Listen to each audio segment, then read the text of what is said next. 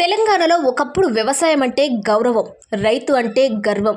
కానీ ఈరోజు అదే రైతు జీవితం అనిశ్చితిలో పడిపోయింది. వర్షం పడినా రైతు భయపడుతున్నాడు, వర్షం పడకపోయినా భయపడుతున్నాడు. ఎందుకంటే అతని భవిష్యత్తు ప్రభుత్వ నిర్ణయాలపై ఆధారపడుతుంది.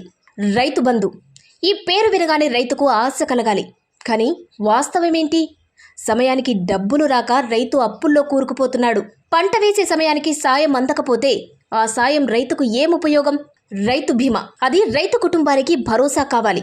కానీ రైతు చనిపోయిన తర్వాత కూడా కుటుంబాలు నెలల తరబడి తిరుగుతూ సహాయం కోసం ఎదురు చూస్తున్న దృశ్యాలు మనం చూస్తూనే ఉన్నాం. ఇది బీమా కాదు, ఇది నిర్లక్ష్యం. ఎరువుల పరిస్థితి మరింత దారుణం. రైతు పొలంలో పని చేయాల్సిన సమయంలో ఎరువుల దుకాణాల ముందు క్యూలో నిలబడాల్సిన పరిస్థితి.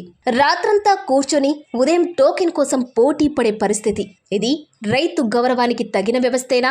బోనస్ ఇస్తామంటారు, హామీలు ఇస్తారు. కానీ ఆ హామీలు కేవలం మైక్ ముందు మాటలుగానే మిగిలిపోతున్నాయి.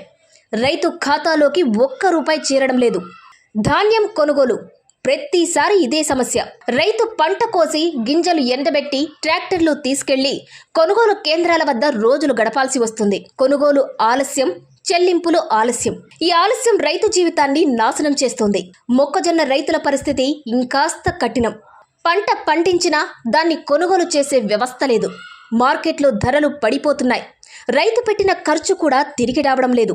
అయితే రైతు ఎందుకు పంట పండించాలి? సాగునీటి ప్రాజెక్టుల గురించి గొప్పలు చెబుతారు, వేల కోట్లు ఖర్చు చేశామంటారు. కానీ నిజంగా నీళ్లు రైతు పొలానికి చేరుతున్నాయా? చాలా ప్రాజెక్టులు ఇంకా పూర్తి కాలేదు. కొన్ని ప్రాజెక్టులు కాగితాల మీదే ఉన్నాయి. మరికొన్ని రాజకీయ ప్రచారానికి మాత్రమే ఉపయోగపడుతున్నాయి. రైతు కోసం తీసుకున్న నిర్ణయాలు రైతు జీవితాన్ని సులభం చేయాలి.